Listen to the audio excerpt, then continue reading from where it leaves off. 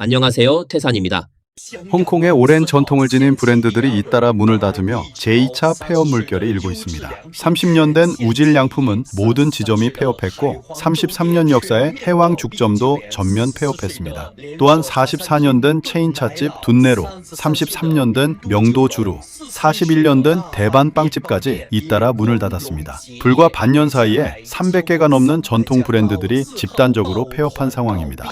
눈치채셨나요? 요즘 홍콩 거리에서 문 닫는 가게가 정말 많아졌습니다. 수십 년 동안 운영해온 오래된 가게들도 이제는 버티기 어려운 상황입니다. 예전에는 코즈웨이베이에서 매장 하나의 월세가 230만 홍콩 달러까지 올라가기도 했는데 지금은 10만 홍콩 달러대까지 떨어져도 임차하려는 사람이 없는 상황입니다. 월랑거리에도 폐업한 가게들이 대거 나타났습니다. 여기 보시면 전부 임대 안내가 붙어 있습니다. 그렇죠? 이 줄에서 이 가게만 아직 영업 중이네요. 아이고. 최근 뉴스를 조금만 주의 깊게 살펴보면 홍콩에서 1년에 뚜렷한 변화가 일어나고 있다는 점을 확인할 수 있습니다. 이 도시의 일상을 구성해왔던 요소들이 하나씩 사라지고 있는 모습입니다. 가장 눈에 띄는 변화는 외식업입니다. 여러 세대에 걸쳐 홍콩 시민들과 함께해온 전통 주루와 식당들이 점점 사라지고 있습니다. 이는 단순한 개별 사례가 아니라 연쇄적으로 이어지는 폐업 물결입니다. 2026년 첫 4달 동안만 해도 홍콩 전역에서 최소 14곳의 주루와 음식점이 문을 닫았으며 이들 중 상당수는 수십 년 역사를 지닌 노포이거나 심지어 체인 브랜드였습니다. 체만에 위치한 취마너 항주루는 오랜 기간 운영되어 온 곳으로 인근 주민들 특히 노년층이 차를 마시며 모이던 대표적인 장소였습니다. 그러나 올해 1월 아무런 사전 예고나 통보 기간도 없이 갑작스럽게 폐업 공고가 붙었습니다. 많은 사람들이 바로 전날까지도 설맞이 떡 쿠폰을 구매했지만 다음 순간에는 이미 가게가 사라진 상황이었습니다. 이러한 갑작스러운 소멸은 오랜 단골 고객들에게 매우 큰 충격으로 다가왔습니다. 또 다른 사례로 태고성의 한 등각을 들 수 있습니다. 이 식당은 40년이 넘는 역사를 지닌 곳으로 한 세대 중산층의 집단적 기억이라 할 수 있는 장소였습니다. 과거에는 가족 모임이나 회사 회식 자리에서 거의 필수적으로 선택되던 공간이었습니다. 그러나 2026년 2월 말 이 이름은 조용히 홍콩의 무대에서 사라졌고 이 브랜드 역시 공식적으로 막을 내리게 되었습니다. 문제는 단지 오래된 식당들만 버티지 못하는 것이 아닙니다. 더 높은 수준을 지향하던 고급 레스토랑들조차 버티기 어려운 상황에 놓이고 있습니다. 금종 태고광장에 위치한 천일주가는 환경과 음식 품질 모두 나쁘지 않았고 점심시간에는 꾸준히 손님이 있었지만 저녁 장사는 눈에 띄게 부진했습니다. 높은 임대료와 유동 인구 변화라는 이중 압박 속에서 결국 철수를 선택하게 되었습니다. 이와 같은 현상은 지역 밀착형 주루에서 더욱 두드러집니다. 남전 여항성의 호연해선주가는 10여 년 동안 지역 주민들의 일상적인 차 모임과 가족 모임 장소로 자리 잡았지만 올해 결국 문을 닫았습니다. 개전의 백회주가 역시 교통이 편리하고 고객층이 안정적이었음에도 불구하고 올해 들어 잇따라 폐업하는 흐름을 피하지 못했습니다. 더 주목할 점은 체인 브랜드들마저 축소에 들어갔다는 사실입니다. 명성의 선주가그룹은 짧은 기간 동안 여러 지점을 연이어 폐점했습니다. 관당, 신포강 등 지역의 매장이 차례로 사라졌으며 그중 신포강 지점은 20년 동안 운영되던 곳이었습니다. 또 일부 폐업은 시간의 흐름과 도시 개발이 맞물린 결과이기도 합니다. 우지완의 실용성 다루는 67년의 역사를 지닌 곳으로 철피 판잣집 시대의 흔적을 간직한 장소였지만 재개발 계획이 진행되면서 결국 문을 닫게 되었습니다. 구룡성의 호체해선주가는 임대 계약 만료로 30년 영업 끝에 폐업했고 장군호의 취원 지점 역시 임대 문제로 문을 닫았습니다. 이 역시 1971년부터 이어져 온 오래된 브랜드가 점차 축소되고 있는 흐름의 일부입니다. 대위의 생창조주 해선주가는 1970년대에 시작해 1999년에 정식 설립된 이후 수많은 변화를 겪었지만 결국 올해 설 연휴를 앞두고 폐업을 선택했습니다.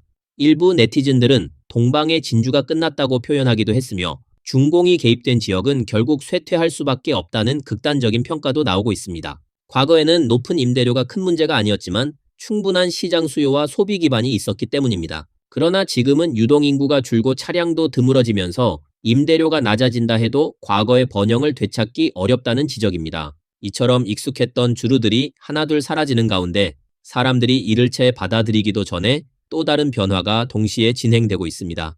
최근 텔레비전 방송 유한공사에 관한 소식이 온라인에서 큰 주목을 받고 있습니다. 일부 제보에 따르면 이 오래된 방송사는 경영 압박에 직면해 대규모 인력 이탈이 발생하고 있으며 드라마 제작도 눈에 띄게 둔화되고 있는 상황입니다. 과거에는 촘촘하게 짜여있던 제작 일정이 현재는 상당 부분 공백으로 남아있고 익숙한 얼굴의 배우들은 점점 줄어들며 신인 인력도 제대로 보충되지 못하고 있다는 지적이 이어지고 있습니다. 한 네티즌의 집계에 따르면 2026년 들어 텔레비전 방송 유한공사는 거의 새로운 드라마 제작에 들어가지 못한 상태이며 현재 보유한 자체 제작 드라마는 2027년 중반까지 겨우 버틸 수 있는 수준이라고 합니다. 그마저도 과거 작품의 반복 방영과 외부 콘텐츠 수입에 의존해 편성을 유지하는 상황이라는 분석입니다. 돌이켜보면 이번 위기는 결코 하루아침에 발생한 것이 아닙니다.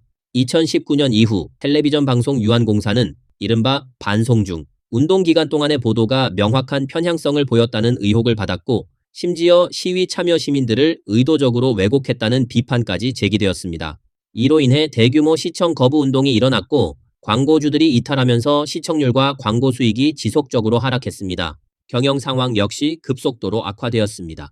자료에 따르면 2024년 말 기준 텔레비전 방송 유한공사는 이미 7년 연속 적자를 기록했으며 2018년부터 2024년까지 누적 적자는 약 35억 홍콩 달러에 달합니다. 한편 영상, 영화 산업 전반 역시 축소되고 있는 흐름입니다.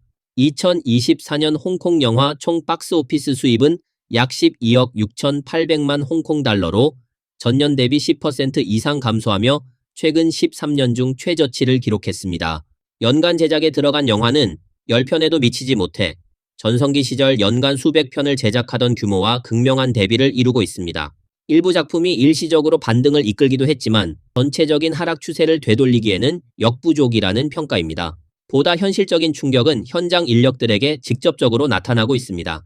배우들은 작품이 없어 촬영 기회를 얻지 못하고 스태프들은 업계를 떠나 다른 직종으로 전향하는 것이 이제는 일상이 되었습니다. 일부 촬영 스태프는 낮에는 배달 일을 하고 밤에는 촬영 보조 일을 하며 생계를 이어가고 있고 조명 담당자는 보험 영업으로 전직하기도 했습니다. 중견 배우들 중 상당수는 아예 업계를 떠난 사례도 적지 않습니다. 심지어 일선 톱 배우들조차 예외가 아닙니다. 고천락, 유천군 등은 촬영 기회를 확보하기 위해 스스로 출연료를 낮추고 있지만 여전히 자금 조달 문제에 직면하고 있습니다. 고천락은 출연료를 낮춰도 작품을 찍을 수 있다는 보장이 없다고 직접 밝히기도 했습니다. 주윤발과 같은 원로 배우 역시 최근 몇 년 사이 작품 수가 눈에 띄게 줄어들었고 주로 특별 출연 형태로 모습을 드러내고 있습니다. 동시에 업계 내부의 급여 구조와 제도 문제도 부담을 가중시키고 있습니다.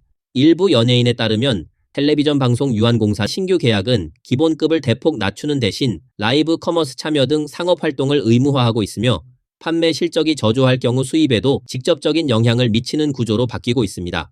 이러한 변화는 원래도 불안정했던 직업 환경을 더욱 어렵게 만들고 있습니다. 홍콩 사회 전반 역시 큰 영향을 받고 있습니다. 2020년 7월 홍콩 국가안전법 시행 이후 정치 및 사회 환경은 눈에 띄게 변화했습니다. 입법회에서는 전통적인 민주 진영이 거의 사라졌고 여러 언론인들이 압박을 받거나 업계를 떠났습니다. 국경 없는 기자회가 발표한 세계 언론 자유지수에 따르면 홍콩의 순위는 2021년 82에서 2022년 148위로 급락한 이후 몇 년간 낮은 수준에 머물렀으며 2025년에는 상황 악화 등급으로 분류되어 중국 본토와 동일 범주에 포함되었습니다. 이러한 환경 변화는 사람들의 미래 판단에도 영향을 미치고 있습니다. 한때 동방의 진주로 불리던 홍콩은 더 이상 번영과 기회의 상징만은 아닙니다. 경제 성장 둔화와 사회 분위기 변화 속에서 여건이 되는 사람들은 이민을 선택하고 있고 남아있는 사람들은 또 다른 현실과 마주하고 있습니다. 소득 증가폭은 제한적인 반면 소비 부담은 커지고 있으며 상점 폐업이 잦아지고 전반적인 불확실성이 확대되고 있습니다. 이러한 상황 속에서 점점 더 많은 젊은이들이 한 가지 질문을 다시 고민하고 있습니다. 집을 사야 하는가? 그 답은 점점 더 분명해지고 있습니다. 2024년 5월 동남안에서 진행된 거리 인터뷰에서 젊은이들에게 집을 살 것인가 라는 질문을 던졌을 때 거의 모든 응답자가 사지 않겠다고 답했습니다. 이유는 단순했습니다. 살 수 없고 감히 살 수도 없다는 것이었습니다. 그들에게 있어 홍콩의 집값은 이미 일반 직장인이 감당할 수 있는 수준을 훨씬 넘어섰습니다. 동시에 외부 인구 유입으로 경쟁은 더욱 치열해졌지만 소득 증가 속도는 집값 상승을 따라가지 못하고 있습니다. 3에서 400만 홍콩 달러 수준의 나노주택조차도 면적이 58제곱미터에도 못 미쳐 이상적인 주거 공간으로 보기 어렵고 장기적으로 투자할 가치 있는 자산으로도 인식되지 않고 있습니다. 또한 가족의 지원 역시 점차 약화되고 있습니다. 영남대학의 최신 연구에 따르면 약 3분의 2에 해당하는 부모가 자녀가 주택을 구매할 능력이 없다고 판단하고 있습니다. 자금 지원 의사가 있는 부모는 약 4분의 1에 불과하며 3분의 1 이상은 자녀의 주택 구매를 지원하는 것이 자신의 책임이 아니라고 명확히 인식하고 있습니다. 동시에 응답자의 67%는 정부가 보다 많은 공공주택을 제공해야 한다고 답했습니다. 무엇보다 핵심은 불안감입니다. 29세 중학교 교사 에이미는 BBC 인터뷰에서 집을 사지 않기로 한 이유가 단순히 가격 때문이 아니라 미래에 대한 확신이 없기 때문이라고 밝혔습니다. 앞으로 무슨 일이 일어날지 확신할 수 없다면 수십 년을 내다보는 결정을 내릴 수 없다는 것입니다. 그녀에게 주택대출은 단순한 경제적 부담을 넘어 장기적인 불확실성 자체를 떠안는 선택입니다. 그녀는 특히 2019년 사회적 사건이 자신의 인식에 큰 영향을 주었다고 말했습니다. 앞으로 정책이 어떻게 바뀔지, 내가 계속 홍콩에 있을지도 알 수 없다. 이러한 상황에서 자신의 삶을 한 채의 집에 묶어두는 선택은 점점 더 받아들이기 어려워지고 있습니다. 그리고 이러한 불확실성이 계속 쌓여가는 가운데 또 하나의 사건이 시장의 긴장을 더욱 자극하고 있습니다. 얼마 전 재정경제평론가 소치는 자신의 프로그램에서 상당히 충격적인 소식을 전했습니다. 홍콩 재정사 사장 진무파는 최신 재정예산안의 외환기금에서 1,500억 홍콩 달러를 전용해 향후 2개 회계 연도에 걸쳐 단계적으로 기본 공정 비축 기금에 투입하고 이를 북부도 회구 및 관련 인프라 사업에 사용할 계획을 제시했습니다. 표면적으로는 금융 안정에 영향을 주지 않는 범위 내 자금 조정으로 설명되고 있지만 많은 관측자들은 이 조치가 숫자 이상의 신호를 내포하고 있다고 보고 있습니다. 프로그램에서 소치는 이것이 단순한 재정 운용이 아니라 홍콩 금융 시스템의 핵심 레드라인을 건드린 것이라고 지적했습니다. 외환기금은 결코 임의로 사용할 수 있는 자금이 아니라 홍콩 달러 페그제를 지탱하는 핵심 축이자 국제 금융 신뢰를 유지하는 마지막 방어선이기 때문입니다. 1984년 제도 도입 이후 이 최후의 보루 자금은 거의 사용된 적이 없었습니다. 그런데 이번에 1,500억 홍콩 달러를 인프라에 투입한다는 점에서 문제가 제기되고 있습니다. 현재 구조에서 홍콩 달러가 안정적으로 미국 달러에 연동될 수 있는 이유는 충분한 외환 보유액이 신뢰의 기반이 되기 때문입니다.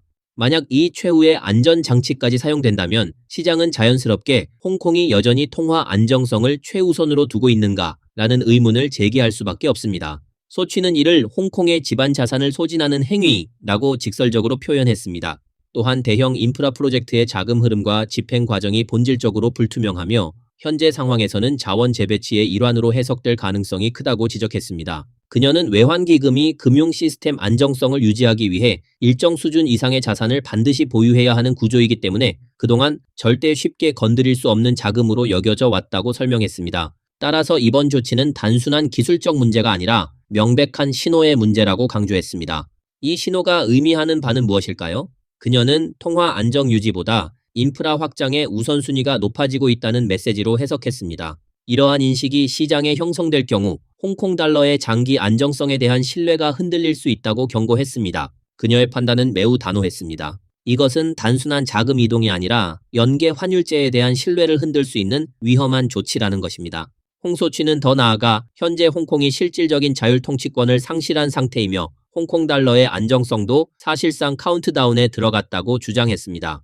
또한 현재 인프라 사업 대부분이 북경으로 연결되며 그 과정에 부패와 이익 이전 문제가 존재한다고 비판했습니다. 한편 홍콩 금융관리국 전 총재 임지강은 최근 홍콩 달러를 세계 최대의 달러 기반 스테이블 코인에 비유하며 과거 수십 년 동안 홍콩이 미중 사이에서 양쪽 이익을 동시에 취할 수 있었던 구조였다고 평가했습니다. 그러나 그는 동시에 이러한 중립적 이점이 점차 사라지고 있다고 인정했습니다. 즉 홍콩은 더 이상 양쪽 사이에서 균형을 유지하며 이익을 취하기 어려운 상황에 놓였다는 것입니다.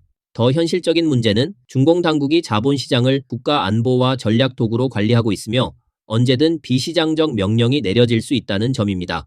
이는 홍콩 정부가 독립적 판단을 유지할 수 있는지에 대한 근본적 의문을 제기합니다. 결과적으로 시장 중립성은 사실상 존재하지 않는 상태에 가까워졌으며 홍콩 달러는 여전히 안정적으로 보이지만 그 기반이 되는 신뢰는 이미 흔들리고 있습니다. 국제 금융 중심지로서의 홍콩 지위 역시 본격적인 시험대에 올라 있습니다. 독립 주식평론가 데이비드 웨버는 홍콩의 성공은 지리적 위치나 기회가 아니라 작은 정부 큰 시장이라는 자유방임 경제 구조에 있었다고 평가했습니다. 정부는 교육, 의료, 기초 복지에만 집중하고 나머지는 시장에 맡겼기 때문에 가능했다는 것입니다. 그러나 지금은 이러한 체제가 점차 무너지고 있습니다. 그는 홍콩이 점점 본래의 궤도에서 이탈해 중국 대륙식 계획 주도 모델에 가까워지고 있다고 지적했습니다. 즉, 이 도시의 핵심 경쟁력이었던 제도적 차별성이 중공에 의해 점진적으로 약화되고 있다는 것입니다. 더 나아가 그는 한 가지 근본적인 질문을 던졌습니다. 2047년이 되면 홍콩 기본법은 여전히 존재할 것인가? 만약 존재하지 않는다면 오늘날 법을 배우는 의미는 무엇인지, 홍콩법을 배워야 하는지, 아니면 중국 대륙법을 배워야 하는지, 이는 홍콩 전체가 직면한 생존의 질문이라는 것입니다. 결국 홍콩은 과거 차별성으로 번영했지만 지금은 그 차이가 사라지고 있습니다. 제도는 침식되고 기본적인 신뢰마저 약화되고 있습니다. 자유시장, 국제적 신뢰, 법치 환경이라는 핵심 자산들이 점차 소모되고 있으며 이러한 변화는 중공 당국의 정책 속에서 단계적으로 진행되고 있다는 분석이 나오고 있습니다. 오늘 뉴스는 여기까지입니다. 시청해 주셔서 감사합니다.